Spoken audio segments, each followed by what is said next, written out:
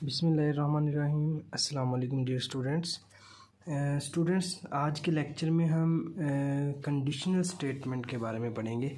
Previous lecture में हमने कुछ प्रोपोजिशंस के बारे में पढ़ा, कंपाउंड प्रोपोजिशंस पढ़ी थी, ठीक है, लास्ट लेक्चर्स में। और इसके अलावा हमने कंजंक्शन के बारे में पढ़ा था, डिसजंक्शन के बारे में पढ़ा था, निगेशंस के बारे में पढ़ा था। मीन सिंपली एंड और नॉट ऑपरेटर्स जो है हमारे प्रीवियस लेक्चर्स में हमने उनको डिस्कस किया था, ठीक है। तो आज के लेक्चर में हम उसी चीज़ को फर्दर एक्सटेंड करेंगे और आज का जो हमारा टॉपिक है वो कंडीशनल स्टेटमेंट के बारे में है, ठीक है, कि कंडीशनल स्टेटमेंट्स क्या होती हैं और इसी से रिलेटेड कुछ ऐसे कंडीशनल स्टेटमेंट्स हैं या एम्प्लीकेशन है या बाई कंडीशनल स्टेटमेंट्स हैं। तो आज का जो हमारा लेक्चर है वो इन्हीं से रिलेटेड होगा, ठीक है, इन्हीं प्रोपोजिशन या स्टेटमेंट से रिलेटेड होगा। तो सबसे पहले हम देखते हैं कि कंडीशनल स्टेटमेंट क्या होती है। तो इसमें स्टूडेंट्स, अगर हमारे पास ये कोई भी टू, पी और क्यू ये प्रोपोजिशंस हैं तो कंडीशनल स्टेटमेंट को हम इस तरह से डिनोट करते हैं, ठीक है। इसको हम ऐसे रीड करेंगे, पी इम्प्लाइज क्यू। इसको आप ऐसे भी रीड आउट कर सकते हैं, पी इम्प्लाइज क्यू, या फिर इफ़ पी देन क्यू, ठीक है। इसको हम इस तरह भी रीड आउट कर सकते हैं, इफ़ पी देन क्यू या फिर पी इम्प्लाइज क्यू, ठीक है। तो ये कंडीशनल स्टेटमेंट जो है ये हमारे पास फॉल्स उस वक़्त होती है जब पी आपका ट्रू हो और क्यू जो है हमारे पास फॉल्स हो, ठीक है। इस कंडीशनल स्टेटमेंट में अगर ये पी हमारा ट्रू हो और क्यू जो है ये फॉल्स हो तो तब ये कंडीशनल स्टेटमेंट हमारी जो कंडीशनल स्टेटमेंट है तब ये फॉल्स होती है, ठीक है। अदरवाइज़ इसके अलावा ये कंडीशनल स्टेटमेंट हमारी ट्रू होगी, ठीक है स्टूडेंट्स। अगर आपका P जो है ये ट्रू हो, Q फॉल्स हो, तो फिर ये कंडीशनल स्टेटमेंट हमारी फॉल्स होगी। अदरवाइज़ इसके अलावा बाकी जितने भी केसेस होंगे उन सब के लिए ये कंडीशनल स्टेटमेंट हमारी ट्रू होगी, ठीक है। तो इसमें स्टूडेंट्स ये जो कंडीशनल स्टेटमेंट है इसमें हम P को एंटीसीडेंट कहते हैं, ठीक है। P को हम इधर कहेंगे एंटीसीडेंट या फिर हाइपोथेसिस या फिर प्रीमिस, ठीक है। तो ये पी के कुछ है इधर इस नोटेशन है पी की, पी को हम डिनोट करते हैं, पी को हम कहते हैं इधर सिंपली एंटीसीडेंट। नॉर्मली हम इसको एंटीसीडेंट के साथ ही यूज़ करेंगे, अदरवाइज़ इसके ये अदर भी टू नेम्स हैं, ठीक है, ये इधर नीचे मैंने लिखे दिए हैं ये वाले भी। तो ये पी को हम इधर एंटीसीडेंट कहते हैं और क्यू जो है ये हमारी कंक्लूजन या फिर कॉन्सिक्वेंसेस है, ठीक है। क्यू को इधर हम कंक्लूजन या फिर कॉन्सिक्वेंसेस कहेंगे। तो इन अदर वर्ड्स मैं इधर जो वर्डिंग यूज़ करूँगा तो वो यही है कि इसमें जो पी है हमारे पास वो एंटीसीडेंट है और क्यू जो है वो हमारे पास कॉन्सिक्वेंस है ये, ठीक है। तो अगर आपके पास ये कंडीशनल स्टेटमेंट हमें ये कहता है कि अगर आपके एंटीसीडेंट जो है वो ट्रू हो और कॉन्सिक्वेंस जो है वो इसका फॉल्स हो तो देन कंडीशनल स्टेटमेंट हमारी फॉल्स होती है। इसके अलावा बाकी जितने भी केसेस हैं, बाकी केसेस से मुराद कि अगर आपका एंटीसीडेंट या पी जो है ये ट्रू हो और कॉन्सिक्वेंस क्यू जो है ये भी ट्रू हो तो फिर भी इसका ट्रू आंसर आएगा। अगर ये दोनों ट्रू होते हैं तो फिर भी ट्रू आंसर आएगा। अगर पी फॉल्स होता है और क्यू ट्रू होता है तो फिर भी इसका ट्रू आंसर आएगा। मीन्स ये कि अदर इसके जितने भी पॉसिबिलिटीज़ इसकी बन सकती हैं उन सब के लिए ट्रू आंसर आएगा। जस्ट ये वाली हमारे पास एक सिंगल पॉसिबिलिटी है कि अगर आपका जो एंटीसीडेंट है ये ट्रू हो, कॉन्सिक्वेंस आपका फॉल्स हो तो तब इसने फॉल्स आंसर देने, ठीक है स्टूडेंट्स। और कंडीशनल स्टेटमेंट को हम एम्प्लीकेशन भी कहते हैं, ठीक है। इन अदर वर्ड्स जो कंडीशनल स्टेटमेंट है it is also called the एम्प्लीकेशन, ठीक है। इसको हम एम्प्लीकेशन भी बोलते हैं। इसका ट्रुथ टेबल जो है हम पहले वो ड्रॉ कर लेते हैं। इसमें ये इसका तो आपको पता है कि अगर हमारा इसमें जो पी और क्यू ये प्रोपोजिशंस जो हम लेते हैं इसमें ये प्रोपोजिशंस का आपने किस तरह से लेते हैं कि या तो फर्स्ट पे हमने दोनों को ट्रू ले लिया, फिर ये फर्स्ट पी को ट्रू ले लिया, क्यू को फॉल्स ले लिया, फिर पी को फॉल्स ले लिया, क्यू को ट्रू ले लिया, फिर दोनों को फॉल्स ले लिया। ये हमारे पास जब टू प्रोपोजिशंस आप लेते हैं ना, तो इधर हमारे पास ये वाली कुछ पॉसिबिलिटीज़ बनती हैं और ये तकरीबन हर क्वेश्चन में हर ट्रुथ टेबल में ये सेम ही होती हैं। अगर आपके पास हम 3 प्रोपोजिशंस ले लेते हैं तो वो उसमें फिर थोड़ा सा चेंज हो जाता है, उसमें ये आपकी जो पॉसिबिलिटीज़ हैं वो भी इससे ज़्यादा हो जाती हैं। ठीक है, अभी तो 2 के लिए तो 4 ही बन रही हैं, उसके लिए आई थिंक 8 बनेंगे, लेकिन उस 3 प्रोपोजिशंस के लिए भी इंशाल्लाह वो हम एक आध लेक्चर जो है वो एग्ज़ाम्पल में किसी लेक्चर में वो वाली एग्ज़ाम्पल जो है वो भी हम डिस्कस करेंगे। ठीक है, तो अगर ये पी और क्यू हमारे पास ये वैल्यूज़ हैं तो पी इम्प्लाइज क्यू या पी कंडीशन क्यू या इफ़ पी देन क्यू, ठीक है, ये हमारे पास क्या आ जाएगा। तो मैं इसको सिंपली अब ऐसे रीड कर लेंगे, पी इम्प्लाइज क्यू, ये क्या बनेगा। तो अभी हमने पीछे ये इम्प्लाइज़ की या कंडीशनल स्टेटमेंट की डेफिनेशन पढ़ी है, इसमें हमने ये कहा था कि अगर आपका पी ट्रू हो और क्यू फॉल्स हो तो फिर ये हमें फॉल्स स्टेटमेंट देगा, अदरवाइज़ बाकी जितने भी केसेस हैं उन सब में ये हमें ट्रू स्टेटमेंट देगा। तो इसमें देखें स्टूडेंट्स, अगर आप सेकंड रो इसकी चेक करें तो इसमें जो आपका एंटीसीडेंट या पी है ये ट्रू है और कॉन्सिक्वेंस या कंक्लूजन क्यू जो है वो हमारे पास इधर फॉल्स है। तो इस कंडीशन के लिए हमारा जो एम्प्लीकेशन है या कंडीशनल स्टेटमेंट है वो क्या होगी, फॉल्स। जस्ट इस केस के लिए फॉल्स हो गया, बाकी जितने भी केसेस हैं उनमें ऐसा कुछ भी नहीं है। तो इधर हम जो बाकी केसेस हैं उन सब के लिए हम इसको ट्रू बोल देंगे। ठीक है स्टूडेंट्स, तो इधर मैंने बाकी सब केसेस के लिए इसको ट्रू कर दिया, क्योंकि ये सिर्फ अगर आपका पी ट्रू है क्यू फॉल्स है तो फिर फॉल्स आंसर देगा बाकी सब पे। अब इसमें देखें इधर दोनों ट्रू हैं तो इसलिए ये ट्रू हो गया, इसमें ये फॉल्स है ये ट्रू है, ये इसका ट्रू आंसर आ गया, दोनों फॉल्स हैं इसलिए ये ट्रू आंसर आ गया।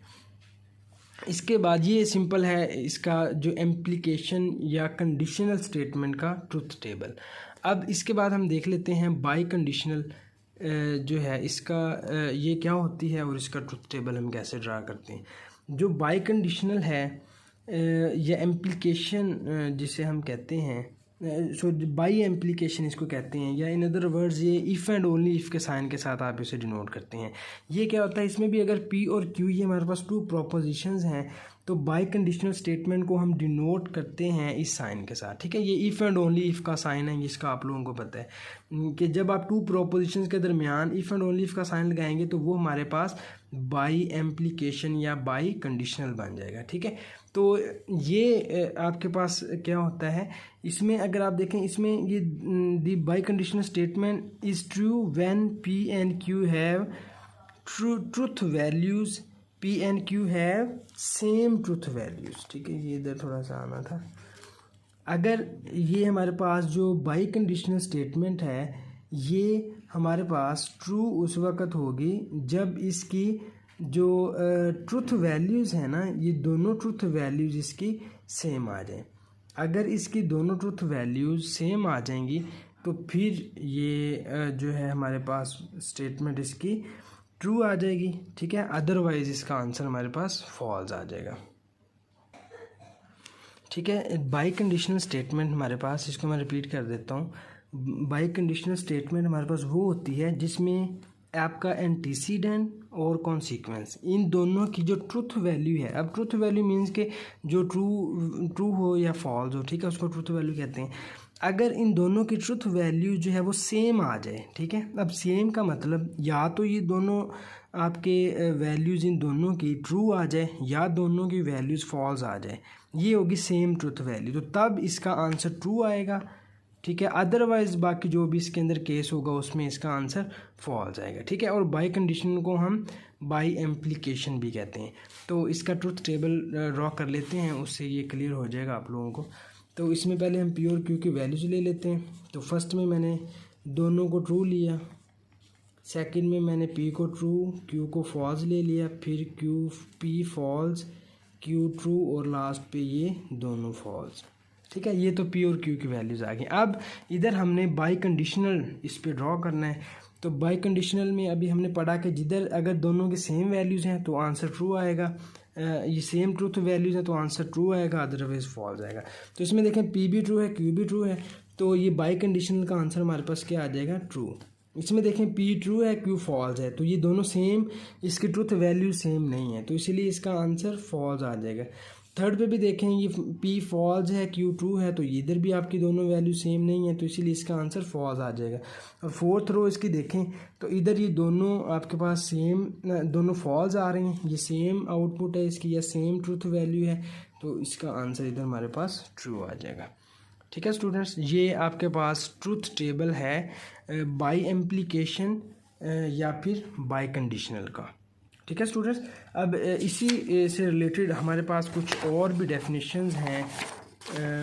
इसमें ये इधर डिस्कस कर लेते हैं हम कुछ डेफिनेशंस को। इधर है आपके पास P, अगर P इम्प्लाइज Q, ये हमारे पास कोई भी बाई कंडीशनल, ये कोई भी कंडीशनल स्टेटमेंट है, तो इसके कन्वर्स क्या होगा इसका। ठीक है, कंडीशनल, किसी भी कंडीशनल स्टेटमेंट का कन्वर्स क्या होता है, या कंडीशनल स्टेटमेंट का कंट्रा पॉजिटिव ये कब होती है, या इसका इन्वर्स कब एग्जिस्ट करता है। ठीक है, तो ये चीज़ें जो हैं ये भी इस डेफिनेशन में हम देख लेते हैं। तो अगर P इम्प्लाइज Q, ये कोई कंडीशनल स्टेटमेंट है हमारे पास, तो इसका कन्वर्स जो है वो Q इम्प्लाइज P होगा। अगर P इम्प्लाइज Q ये कोई कंडीशनल स्टेटमेंट है, तो Q इम्प्लाइज P ये हमारे पास इसका कन्वर्स होगा। ठीक है, P इम्प्लाइज Q का, P implies Q conditional statement है, तो इसका कन्वर्स जो है वो हम Q इम्प्लाइज P कर देंगे। तो Q implies P is called converse of P implies Q। इसी तरह से कंट्रा पॉजिटिव है। नेक्स्ट कंट्रा पॉजिटिव में हम क्या करते हैं, ये जो हमने कन्वर्स लिया होता है Q इम्प्लाइज P, ये P इम्प्लाइज Q का कन्वर्स है ना, तो अगर आप कन्वर्स के ऊपर नॉट अप्लाई कर दें, नेगेशन अप्लाई कर दें, कन्वर्स साइन के ऊपर अगर आप नेगेशन अप्लाई कर दें, तो वो हमारे पास कंट्रा पॉजिटिव बन जाता है। ठीक है, कन्वर्स आपका था Q इम्प्लाइज P, अगर आप इसके ऊपर नॉट का साइन अप्लाई कर दें, not Q implies not P, तो फिर ये हमारे पास कंट्रा पॉजिटिव बन जाएगा। इसी तरह से जो इन्वर्स है, इन्वर्स में हम क्या करते हैं कि अगर आपके पास इन्वर्स के लिए जो कंडीशनल स्टेटमेंट होती है P इम्प्लाइज Q, ये कंडीशनल स्टेटमेंट है ना, तो इन्वर्स के लिए अगर आप कंडीशनल स्टेटमेंट के ऊपर नॉट या निगेशन अप्लाई कर दें, तो वो इसका इन्वर्स बन जाता है। ठीक है स्टूडेंट्स, कन्वर्स के लिए हमने क्या करना है, इसका रिवर्स ले लेना है। P इम्प्लाइज Q है तो इसको Q इम्प्लाइज P कर देंगे, तो ये इसका कन्वर्स हो जाएगा। कन्वर्स के ऊपर आप निगेशन अप्लाई कर देंगे या नॉट का सिंबल अप्लाई कर देंगे, तो ये हमारे पास फिर कंट्रा पॉजिटिव बन जाएगा। और अगर आप कंडीशनल स्टेटमेंट के ऊपर निगेशन या नॉट अप्लाई कर देंगे, तो वो हमारे पास इन्वर्स बन जाएगा। ठीक है, ये सिंपल सी आपके पास इसकी डेफिनेशंस है कन्वर्स की, कंट्रा पॉजिटिव और इन्वर्स की। तो स्टूडेंट्स इसी के साथ हम इसकी डेफिनेशन जो है, सॉरी एग्जांपल है इन्हीं तीनों डेफिनेशन से रिलेटेड, वो भी डिस्कस कर लेते हैं। उधर से फिर आप लोगों को मज़ीद जो है इसकी समझ आ जाएगी इसमें। तो इसमें देखें, ये P और Q की वैल्यूज़ मैंने ऑलरेडी लिख दी हैं। अब इधर से पहले तो आप नॉट P फाइंड करेंगे, फिर नॉट Q फाइंड करेंगे, और फिर हम इसकी कंडीशनल स्टेटमेंट क्या होती है वो फाइंड करेंगे, फिर उसका कन्वर्स फाइंड करेंगे, फिर इन्वर्स और फिर कंट्रा पॉजिटिव। तो नॉट P के लिए आप लोगों ने पढ़ा, हमने इसकी निगेशन की डेफिनेशन पढ़ी है कि अगर ये ट्रू है तो फॉल्स हो जाएगा, फॉल्स है तो ट्रू हो जाएगा। तो नॉट P की बात कर रहे हैं, तो ये P ट्रू है, नॉट P क्या हो जाएगा, फॉल्स। इसी तरह से P इधर ट्रू है, नॉट P क्या हो जाएगा, फॉल्स। इधर P फॉल्स है, नॉट P क्या हो जाएगा, ट्रू। इधर भी P फॉल्स है और नॉट P क्या हो जाएगा, ट्रू। इसी तरह से नॉट Q लेंगे, ये T इधर ट्रू है, नॉट Q क्या हो जाएगा, फॉल्स। इधर भी Q आपका ट्रू है, तो नॉट P क्या हो जाएगा, ट्रू। इधर Q ट्रू है, नॉट P क्या होगा, फॉल्स। इधर भी Q फॉल्स है, तो नॉट P हमारा ट्रू हो जाएगा। अब इधर आ गया ये कंडीशनल स्टेटमेंट, ये इम्प्लीकेशन या इम्प्लाइज का साइन, P इम्प्लाइज Q। तो इम्प्लाइज के साइन में अभी हमने इम्प्लाइज की डेफिनेशन पढ़ी थी, तो इम्प्लाइज हमारे पास क्या होता है या इम्प्लीकेशन क्या होता है, ये इसकी अभी हमने डेफिनेशन पढ़ी थी। चलिए मैं ये आपको बता देता हूँ दोबारा। ये कंडीशनल स्टेटमेंट हमारे पास ये फॉल्स उस वक्त होगी अगर आपका जो P है ये ट्रू हो, Q फॉल्स हो, तो फिर ये फॉल्स आंसर देगा, अदरवाइज बाकी सारे केसेस में ये ट्रू आंसर देगा। ठीक है, इसका हमने ट्रूथ टेबल भी अभी ड्रॉ किया था। तो चलें इसमें देख लेते हैं। अब हमने देखना है जस्ट P और Q को, ये P है ये Q है, तो इसमें हमने सिर्फ वो स्टेटमेंट देखने जिसमें आपका P ट्रू हो Q फॉल्स हो। तो इसमें देखें ये P ट्रू है Q फॉल्स है, तो इस केस के लिए इसका आंसर क्या हो जाएगा, फॉल्स। और बाकी सारे केसेस के लिए आंसर इसका क्या हो जाएगा, ट्रू। ठीक है, बाकी सब केसेस के लिए इसका आंसर ट्रू, क्योंकि इसकी डेफिनेशन हमने जो पढ़ी उसी के अकॉर्डिंग अगर आपका एंटीसीडेंट ट्रू हो कॉन्सिक्वेंस फॉल्स हो तो फिर ये फॉल्स आंसर देता है, बाकी सब केसेस में ये ट्रू आंसर देता है। तो बाकी सब में कोई भी रिपीटेड इस तरह का केस नहीं है, तो इसलिए मैंने बाकी सारे ट्रू कर दिए।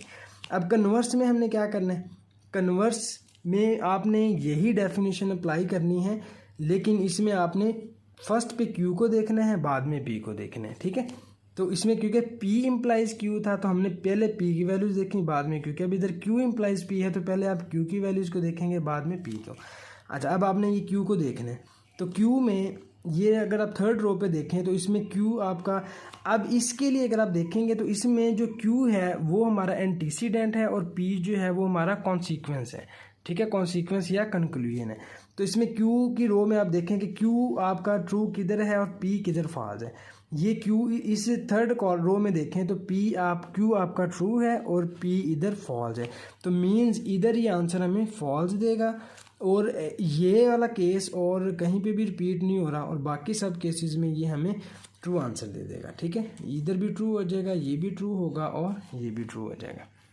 ठीक है स्टूडेंट्स, इसके बाद हम आते हैं इन्वर्स पे। इन्वर्स में हमने ये एम्प्लीकेशन अप्लाई करना है किस किस पे, नॉट P पे और नॉट Q पे। डेफिनेशन इधर भी हमने वही अप्लाई करनी है। अब इधर आप देखेंगे तो नॉट P हमारे पास एंटीसीडेंट है और नॉट Q हमारे पास कॉन्सिक्वेंस या कंक्लूजन है। तो नॉट P में आप देखें नॉट P ट्रू किधर है और नॉट Q किस केस में फॉल्स है, ये चीज़ जैसे आप देख लें।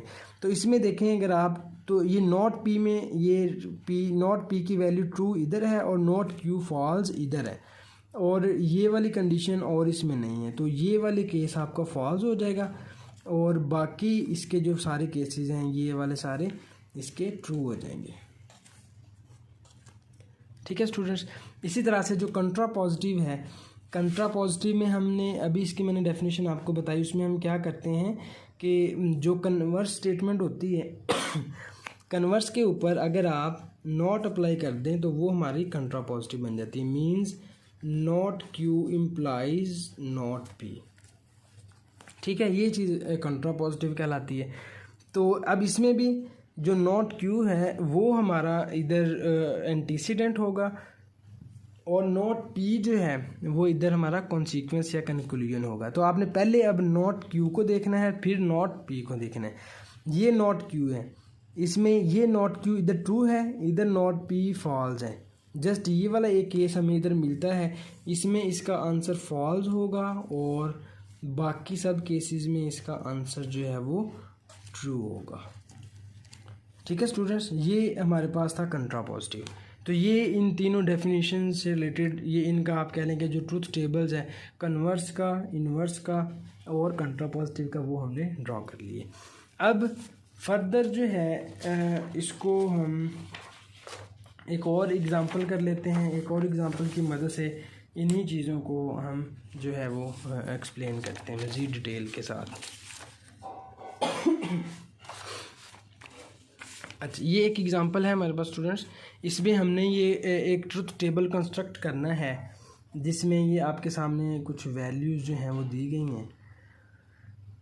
तो इन वैल्यूज़ पे अगर आप देखें तो हमने ये ट्रुथ टेबल असल में फाइंड करना है। P और नॉट Q ये इम्प्लाइज करे P एंड Q को।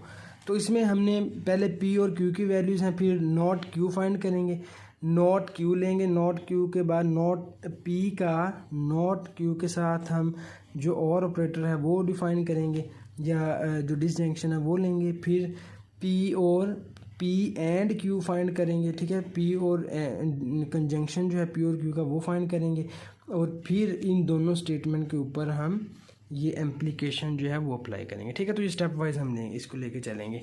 तो इधर स्टूडेंट्स हम देख लेते हैं। पहले तो ये फर्स्ट पे मैंने दोनों ट्रू वैल्यूज़ ले ली, सेकंड पे फर्स्ट ट्रू सेकंड फॉल्स, फिर फॉल्स और ट्रू, फिर थर्ड पे दोनों फॉल्स ले ली। ये P और Q आएगा। अब नोट Q क्या होगा, निगेशन लेना है आपने। अगर ये ट्रू है तो इधर फॉल्स आ जाएगा, ये फॉल्स है तो ट्रू है, ये ट्रू है तो फॉल्स, ये भी फॉल्स है तो ट्रू। अब और का साइन, और की डेफिनेशन क्या होती है ये हम ऑलरेडी ये इसको पढ़ के आए हैं। और के साइन में हमने ये देखा था कि अगर कोई एक वैल्यू भी आपकी ट्रू हो जाती है तो फिर इसका आंसर हमारे पास ट्रू होगा, अदरवाइज इसका आंसर फॉल्स होगा। अगर फॉल्स आंसर तब होगा जब दोनों वैल्यूज़ आपकी फॉल्स होंगी।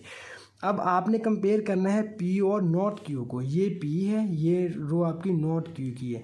तो इसमें देखें अगर एक भी दोनों में ट्रू आंसर आ गया तो ये हमें और ऑपरेटर जो है वो ट्रू आंसर देता है। ये ट्रू है, ये फॉल्स, दोनों में एक ट्रू आंसर आ गया तो इसका आंसर क्या हो जाएगा, ट्रू। ये भी ट्रू है, ये भी ट्रू है, इसका आंसर ट्रू आ जाएगा। ये फॉल्स है, ये फॉल्स है, इधर ये दोनों फॉल्स आ गए तो इसका आंसर हमारे पास फॉल्स आएगा। इधर ये फॉल्स है और ये ट्रू है और इसका भी आंसर हमारे पास ट्रू आ जाएगा। ठीक है, ये था और ऑपरेटर। इसके बाद पी एंड क्यू, ये हम फाइंड कर लेते हैं। पी एंड क्यू में आपने इन दोनों को देखना है। और पी एंड ऑपरेटर या कंजंक्शन की डेफिनेशन ये थी कि कंजंक्शन हमारे पास उस वक्त ट्रू होता है जब दोनों वैल्यूज़ आपकी ट्रू हों। अदरवाइज़ ये अगर एक भी वैल्यू फॉल्स हो जाती है तो ये एंड ऑपरेटर जो है ये हमें फॉल्स आंसर देता है। ये आपने पी और क्यू को देखना, तो इसमें जो जस्ट फर्स्ट वैल्यू है आपकी, ये इसमें दोनों ट्रू हैं और बाकी जितनी भी वैल्यूज़ हैं उनके अंदर फॉल्स ये साइन है, तो इसलिए बाकी सब पे ये फॉल्स आंसर देगा, क्योंकि ट्रू जस्ट फर्स्ट पे ही पी और क्यू ये फर्स्ट रो में ट्रू है, बाकी सब में ये फॉल्स है। ठीक है, और इसके बाद लास्ट पे अब हमने पी और नॉट क्यू पे और पी एंड क्यू इन दोनों कॉलम्स पे अब हमने ये इम्प्लाइज एम्प्लीकेशन या कंडीशनल जो स्टेटमेंट है वो अप्लाई करनी है। ठीक है, इन दोनों कॉलम्स के ऊपर। तो कंडीशनल में भी हमने क्या पढ़ा था। अब इसमें इस चीज़ में अगर आप देखेंगे तो ये जो सारी वैल्यू है ये हमारा इधर एंटीसीडेंट है। ठीक है, और ये जो वैल्यू है ये हमारा इधर कंक्लूजन या फिर कॉन्सिक्वेंस है। ठीक है, ये सारी वैल्यू एंटीसीडेंट है, ये वाली सारी वैल्यू हमारे पास कॉन्सिक्वेंस है।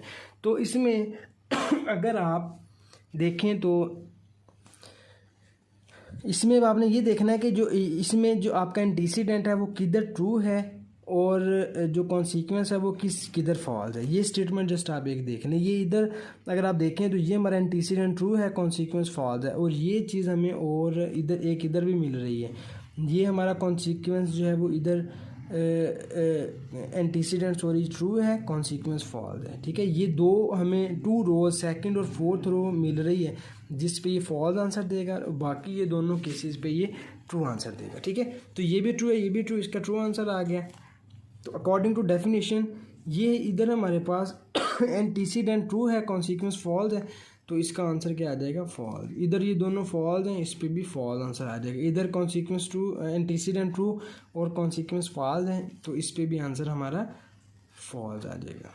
सॉरी, ये इधर दोनों फॉल्स हैं, इस पे ये हमें ट्रू आंसर देगा। ठीक है स्टूडेंट्स, ये हमारा इसका जो है वो ट्रुथ टेबल बन गया। तो इसी तरह से मैं कुछ इसी से रिलेटेड आप लोगों को मज़ीद क्वेश्चन जो है वो इंशाल्लाह सेंड कर दूंगा, उनकी आप लोग प्रैक्टिस कीजिएगा। Thank you ji.